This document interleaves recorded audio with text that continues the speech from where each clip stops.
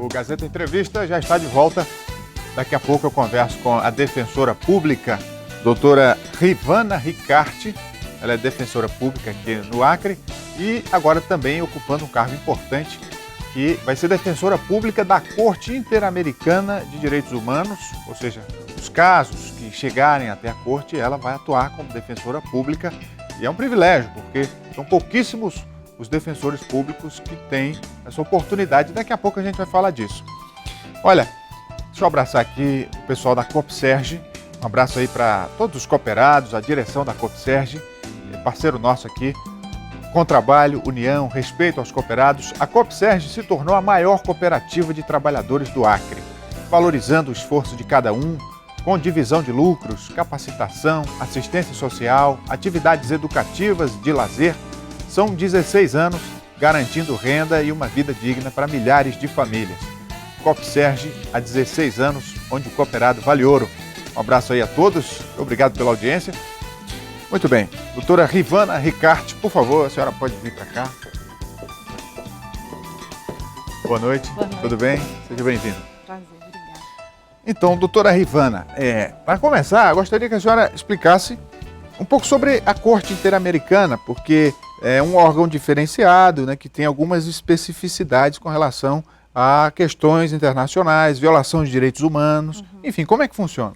Então, a Corte Interamericana, ela fica a sede em São José, na Costa Rica, podendo também ter sessões extraordinárias em outros países. Aqui no Brasil já recebeu sessão da Corte Interamericana, acho que a última vez em 2014, e ela funciona como a Corte que vai deliberar sobre violações de direitos humanos que ocorram nos países pertencentes ao sistema interamericano de direitos humanos, ou seja, os países aqui, né, do continente americano, né, sul-americano, Centro-América, né, assim. E da mesma forma que acontece no Poder Judiciário, tem o advogado, tem o promotor e tem o juiz, como é que funciona o julgamento? Então, a Corte, ela é composta por 7 juízes, com um mandato de 6 anos. Atualmente, o presidente dessa Corte é um brasileiro, o juiz Dr. Roberto Caldas.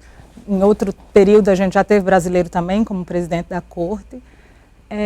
E a estrutura é um pouco diferente, você não vai pensar que tem promotor lá, né? A atuação dos casos chegam à Corte através da Comissão Interamericana, que é um órgão, digamos assim, preliminar. Todas as denúncias das pessoas chegam até a comissão. A comissão tem todo um processamento dentro dela, pode ser que o caso não chegue à Corte, seja solucionado já em âmbito da Comissão Interamericana.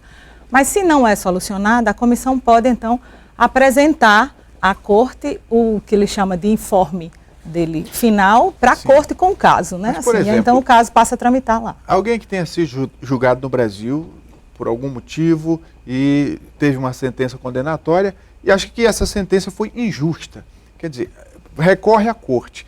Ela pode contrariar uma decisão jurídica do Brasil? Como é que vai ser esse conflito? Não, então, a Corte não é uma quarta instância judicial, né? Digamos assim, ou seja, você não está insatisfeito aqui e recorre à Corte.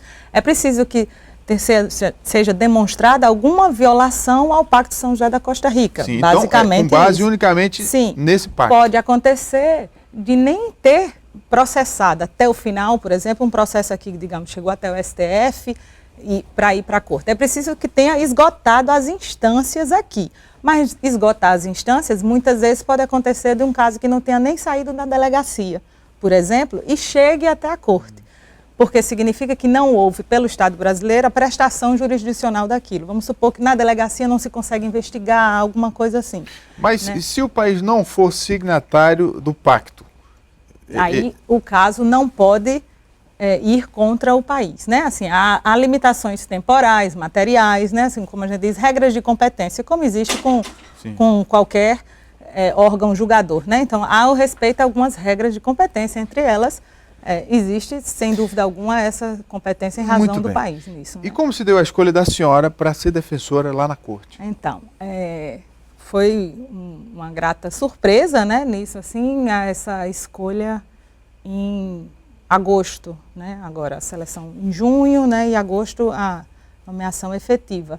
A Associação Interamericana de Defensorias Públicas tem um convênio firmado com a Corte Interamericana desde 2009. E então, Desde 2009, a cada 3 anos são escolhidos por cada país 2 membros para atuarem lá. Então somos 2. Pela primeira vez agora no Brasil, a indicação foi de uma mulher. 2 no caso, né? Eu e a minha colega a Isabel Machado, também mulher, né? Somos as primeiras mulheres no Brasil a atuarem isso. A escolha no Brasil é uma seleção interna dentro da Defensoria, com análise curricular e do seu trabalho na Defensoria, né? Mas aí, anos de serviço na Defensoria. Os defensores Defensoria. se candidatam? Sim, há um edital, há regras impostas nesse edital e quem quer, né, assim, se inscreve para essa concorrência. E Mas então, a senhora permanece na Defensoria Pública do Acre? Não muda nada, não muda nada, não há, digamos assim, é um ganho de trabalho e de experiência, muita experiência, Mas sem tem dúvida alguma alguma. remuneração? Não há nenhuma remuneração. Não há remuneração. Mas para o currículo, né? É isso que eu digo. O ganho é de trabalho, né? Assim, e de experiência, sem dúvida alguma. Porque você vai trabalhar com, né, um direito muito mais amplo. Sim, né? sim. Geralmente são causas coletivas, né? Não são causas coletivas, mas são causas... Mas são emblemáticas. São causas emblemáticas. São causas que buscam produzir uma modificação na legislação ou na prática daquele país. O que se reflete no coletivo. Que se reflete no coletivo. Agora, falando um pouco da Defensoria Pública do Acre, né, que esses dias, aliás, foi atacada, né, foi alvo de violência, nessa guerra aí das facções, e hoje a gente sabe que a Defensoria Pública tem 90% ou mais dos casos envolvendo violência, né, a população de baixa renda, e é um órgão que acabou sendo alvo, né? Quer dizer, as próprias facções não estão enxergando o benefício de ter uma defensoria pública forte. Como é que a senhora vê isso? Então, eu não digo que não enxergue o benefício de ver uma defensoria forte. Porque vocês quem os defendem. Sim, claro. Não pense que houve um ataque direto à defensoria. É preciso deixar claro que a defensoria se preocupa com o que está acontecendo, né, assim, na cidade, não pactua com essas guerras de facções, né, digamos assim. Quando eu falei que os defende dentro da lei, sim, né? Sim, claro, claro. É isso que eu digo, assim, a gente faz a defesa processual, sem dúvida alguma, né, e a luta por esses direitos e a promoção desses direitos humanos dessas pessoas encarceradas também, mas a Defensoria não só faz isso, há todo um atendimento à população de uma maneira geral, que a gente continua fazendo e não se sente de maneira alguma intimidada nem reduzida por isso. Numa situação que está hoje aqui no Estado, e digamos, não é só no Estado do Acre, né? A gente vê que está acontecendo muita coisa no país afora, né? Assim, recentemente começando com Manaus. Mas a posição da Defensoria, sem dúvida alguma, é um órgão de execução penal. A Defensoria faz parte do sistema de execução penal e, em função disso, conhece também as limitações desse sistema. E, nesse momento, une esforços para trabalhar juntos, sem abdicar da sua função, sem dúvida alguma, que é uma função contra-hegemônica, digamos assim, no meio desse sistema, porque pela própria Constituição, o papel institucional de promoção dos direitos humanos nisso, então a gente tem uma visão muito forte de que a pena é uma punição, mas ela não pode ser usada para punição. Então, assim, um aspecto diferente... O que acontece hoje? Que a sociedade chega a um nível de embrutecimento que, quando acontece um massacre dentro dos presídios, as pessoas comemoram, algumas comemoram. Isso é absolutamente fora da lei. Aí vem outro lá e coloca como argumento, por exemplo, mas os direitos humanos só veem o lado do criminoso. Como é que a senhora vê essa discussão? Na verdade, não é que os direitos humanos só veem o lado do criminoso, mas os direitos humanos têm, sem dúvida alguma, um papel contra-majoritário. Então, ele sempre vai estar lutando contra essa visão da maioria. Então, para a maioria, a gente vê discurso, né, enaltecendo a prisão ou enaltecendo mortes, né, assim, de pessoas que praticam crime. E quem luta pelos direitos humanos não vai nunca compactuar disso, né? Assim, o nosso trabalho de promoção é diferente, então é de garantia desses direitos. A pessoa está presa numa visão, digamos assim, o direito dela está presa e de cumprir aquela prisão dentro das condições estabelecidas pela lei. Então a gente luta por isso. É um distanciamento até do próprio judiciário da lei, um distanciamento da lei. O que se mais vê nos presídios é um distanciamento da lei. Não se cumpre a lei de execuções penais. Quer dizer, e parte desse caos se deve a isso. Então, é justamente sobre... Há muito tempo que a gente luta por isso, né? Assim, no sentido de que há um encarceramento excessivo. Hoje no Acre aqui o número de presos é muito maior do que a capacidade, mas isso não é só aqui no Acre, é uma falência no sistema como um todo, que é preciso, né, tratar e cuidar disso, e eu acho que esse papel de união, o Acre tem uma chance muito grande nisso, por ser um estado pequeno, as instituições estão mais próximas, você vê que é muito mais fácil reunir para tentar buscar uma solução, cada um no seu campo de atuação. A Defensoria tem seu campo de atuação com relação a isso, o que é que ela faz, né, assim, especificamente nisso, a polícia vai ser a sua, e cada um nisso, mas é mais fácil unir esses esforços, porque a finalidade comum, é claro, que não é de jeito nenhum de ninguém ver dentro do sistema penitenciário as pessoas se matando ou comemorando mortes nesse sentido, nem fora desse sistema também, né? Então, é preciso a gente aprender a ouvir também, né, assim, as pessoas e o que está sendo solicitado, o que não está sendo solicitado, o que de fato acontece dentro do sistema penitenciário, como de fato as coisas funcionam, né, e como tentar trabalhar para melhorar isso. Muito se fala em mutirões, né, de atendimento.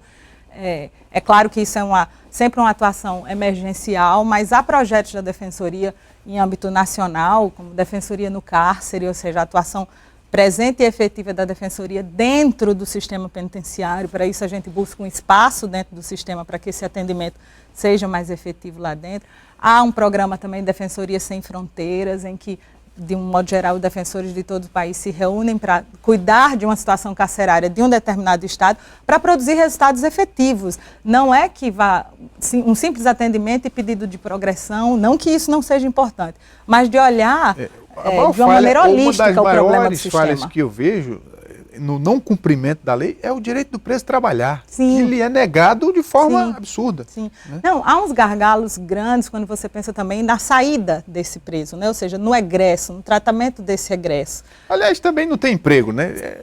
Sim, então como trabalhar esse egresso? Um problema que é simples, mas que é real, as penas no Brasil são pena de prisão e multa. A pessoa cumpre a pena de prisão e muito normalmente, tendo em vista que, enfim, a maior parte das pessoas encarceradas, sem dúvida, massivamente, são pessoas de baixo poder aquisitivo, não tem condição de pagar a multa. E você vai ficar sempre com aquele registro, mesmo tendo pagado a pena de prisão, com um registro. E aí nunca, então você nunca vai estar livre para arrumar um emprego, é muito mais difícil. Doutora, por causa disso. O tempo é curto, o assunto é vasto. Muito obrigado por sua vinda. Parabéns pela indicação para ser Eu que agradeço, defensora na corte. E a gente torce para que a Defensoria cumpra de fato seu papel. Agradeço aos telespectadores, dizer que a Defensoria está sempre de portas abertas, né, assim, para todos esses atendimentos e todos esses requerimentos que a população tenha. Muito obrigada.